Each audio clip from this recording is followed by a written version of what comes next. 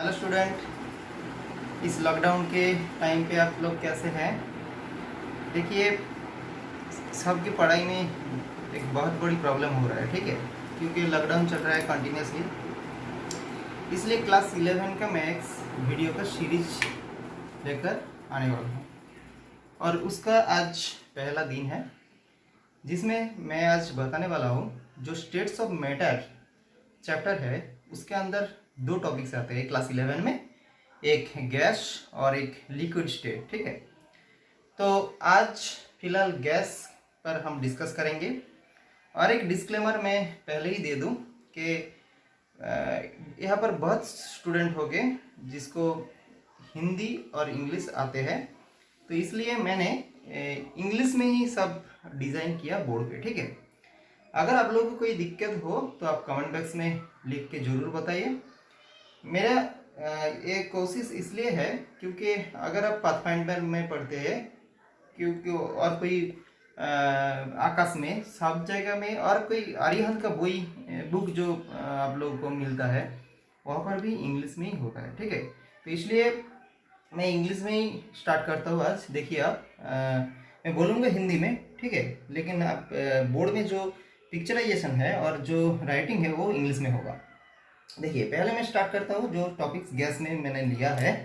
Gas का कुछ topics जो माध्यमिक रिलेटेड है वो मैं नहीं बताऊँगा, आप लोगों को मालूम है, ये मुझे लगता है, जैसे कि Boyle's law, Charles law, Avogadro's law. तो मैं जो स्टार्ट करने वाला हूँ आज वो है partial pressure. What is partial pressure? देखिए, पार्शियल प्रेशर का मतलब है अगर आप एक गैस जार लेते हैं, जिस गैस जार में आप ऐसे कोई 2 और 3 और इससे भी ज़्यादा गैसियस मिक्सचर आप वहाँ पर डालेंगे। गैसियस मिक्सचर मतलब अलग अलग गैस, ठीक है। सोचिए कि नाइट्रोजन और CO2 ले लिया और यहाँ पर और एक दे दीजिए आपके CH4, दैट इज मीथेन भी दे दिया, लेकिन उसका एक क्राइटेरिया है। क्या क्राइटेरिया है? वो 2 और 3 जो गैस मैंने लिया वो आपस में नहीं रिएक्शन करेगा, उसके आपस में कोई रिएक्शन नहीं होगा, ठीक है। ये है पहला क्राइटेरिया। ऐसा मुझे गैस लेना है जो गैस खुद से नहीं रिएक्शन करेगा, खुद से, और खुद से मतलब नाइट्रोजन CH4 से नहीं रिएक्शन करेगा, CH4 CO2 से नहीं रिएक्शन करेगा और CO2 नाइट्रोजन से नहीं रिएक्शन करेगा, ठीक है। ये है क्राइटेरिया। अब आइए, जब एक गैस जार में एक गैसियस मिक्सचर रहेगा तब इंडिविजुअल एक गैस, ये जो मैं जार लिया है, गैस का जो जार लिया है, उसका वॉल पे इंडिविजुअली जो प्रेशर क्रिएट करेगा, ठीक है, जो प्रेशर क्रिएट करेगा इंडिविजुअली, उसको ही हम करेंगे पार्शियल प्रेशर। इसका मतलब है इस गैस जार में नाइट्रोजन का एक अलग पार्शियल प्रेशर होगा, मीथेन का एक अलग पार्शियल प्रेशर होगा, कार्बन डाइऑक्साइड के एक अलग पार्शियल प्रेशर होगा, ठीक है। अब इस पार्शियल प्रेशर के एक लॉ है, डाल्टन्स लॉ, जिसको बताया जाता है Dalton's law of partial pressure. ये क्या है? डाल्टन क्या बताता है कि इस गैस जार में अगर आप अलग अलग गैस पार्टिकल्स रखते हैं तो उस गैस जार में जो टोटल प्रेशर होगा, सोचिए मैंने टोटल प्रेशर, इस गैस जार का टोटल प्रेशर मैंने P, सपोज ये P मैंने पकड़ लिया, ठीक है। अब इस इंडिविजुअल जो गैस पार्टिकल्स है, that is nitrogen, CH4, CO2, इसका जो पार्शियल प्रेशर होगा, इस पार्शियल प्रेशर को ऐड करने से जो टोटल वैल्यू निकल के आएगा वो इस P के साथ सेम होगा। आपको समझ में आया? चलिए अब मैं दिखाता हूँ एक एग्जाम्पल के जरिए।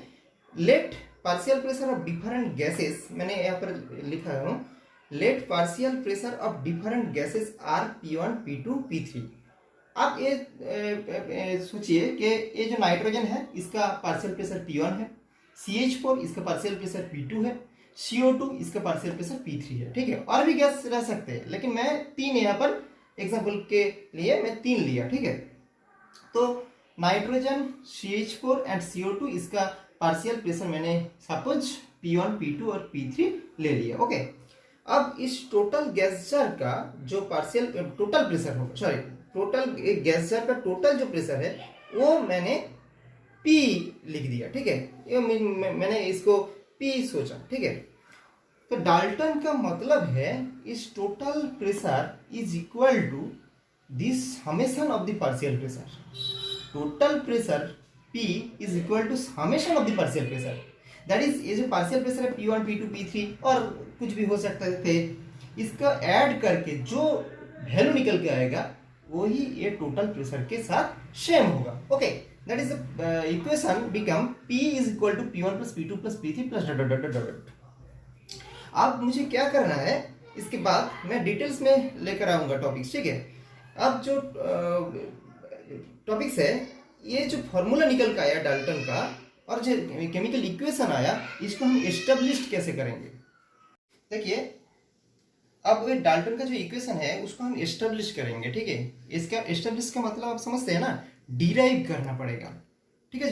Derivation of Dalton's law, derivation of Dalton's law, that is establishment of mathematical form of Dalton's law. तो क्या है, देखिए, आप लोग आइडियल गैस का जो फॉर्मूला था उसको आपको मालूम है। आइडियल गैस के फॉर्मूला था PV is equal to nRT। Okay, तो उस फॉर्मूले से ये हम लोग एस्टेब्लिश करेंगे कि कैसे होता है ये डाल्टन्स लॉ, कैसे आते हैं। मैंने ये जो गैस जार लिया था, सोचिए अब मैंने इसका टेम्परेचर T रख लिया और प्रेशर रख लिया P तो मैंने पहले ही रखा था, ठीक है। और इस गैस मिक्सचर में सोच लीजिए आप कि 3 गैस है, और भी ज़्यादा भी हो सकता है, मैंने पहले भी बताया 3 गैस है। मैं 3 गैस लेकर ही आपको समझाना चेष्टा कर रहा हूँ। अब क्या है, इस गैसर में जो गैस है, गैस पार्टिकल्स है, इसका मोल नंबर जो है, मोल नंबर मैंने इसको रखा हूँ N1 N2 और N3, ठीक है। देन पार्शियल प्रेशर है P1 P2 P3। ये हम लोग ने लेट मतलब क्या है, इसको आगे से मैंने सपोज इसको रखा, आप लोग और कुछ भी रख सकते हैं, लेकिन मोल नंबर हर वक्त N1 से ही लिखा जाता है। Okay, let their mole numbers are N1 N2 N3 and partial pressure are P1 P2 P3, ऐसे होगा। Now if individual gas molecules obey ideal gas law, मैंने पहले ही बताया आइडियल गैस लॉ जो मान के चलेगा उसके लिए ये डाल्टन्स लॉ एप्लीकेबल होगा और एस्टेब्लिश कर सकते हैं हम। देन फॉर्मूला निकल के जो आएगा वो है क्या, P is equal to nRT, PV is equal to nRT, sorry PV is equal to nRT, और हम लिख सकते हैं P is equal to nRT by V। अब N जो है ना, N है total mole number, total mole number का रिप्लेस करके हम लिख सकते हैं N1 plus N2 plus N3 plus dot dot dot NiRTV। That is जो इक्वेशन होगा वो क्या होगा, P is equal to N1 plus N2 plus N3 plus dot dot dot NiRT by V, RT by V।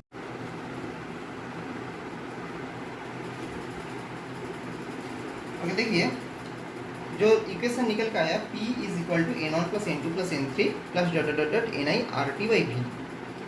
ये ideal gas law application किया तो ये equation निकल के आया। अब जो गैस मिक्सचर में जो इंडिविजुअल गैस है, उस इंडिविजुअल गैस के लिए भी वो आइडियल गैस एप्लीकेबल होगा, ठीक है। तो आइए मैं पहले गैस के लिए लिख सकता हूँ P1 is equal to N1RT by V, क्योंकि इसका पार्शियल प्रेशर P1 है, इसका मोल नंबर N1 है, और R क्या है, अब बताइए R क्या है। R है यूनिवर्सल गैस कांस्टेंट, ठीक है, यूनिवर्सल गैस कांस्टेंट R। और T क्या है, T है टेम्परेचर है, V volume, temperature and volume पहले ही मैंने फिक्स्ड धर लिया था। अब 2 नंबर गैस के लिए P2 is equal to N2RT by V, P3 is equal to N3RT by V। अब ये जो 3 इक्वेशन आया इसको हम ऐड करेंगे, ऐड करने के बाद जो इक्वेशन निकल कर आया है उसको हम 4 लिखेंगे, और पहले जो इक्वेशन था उसको हम 1 नंबरिंग दे दिया। Then compare with 1 and 4 equation, जो इक्वेशन निकल के आएगा इस दोनों को कंपेयर करने के बाद वो है P is equal to P1 plus P2 plus P3 plus dot dot dot. ये क्या है, यही है ना डाल्टन्स लॉ, तो इसको हम प्रूव कर दिए, ठीक है। आप वीडियो को पॉज करके बार बार देखिए और मेरा चैनल को प्लीज़ सब्सक्राइब कीजिए, लाइक कीजिए और शेयर कीजिए, क्योंकि मैं और भी ज़्यादा वीडियो लाने वाला हूँ। Okay, bye bye.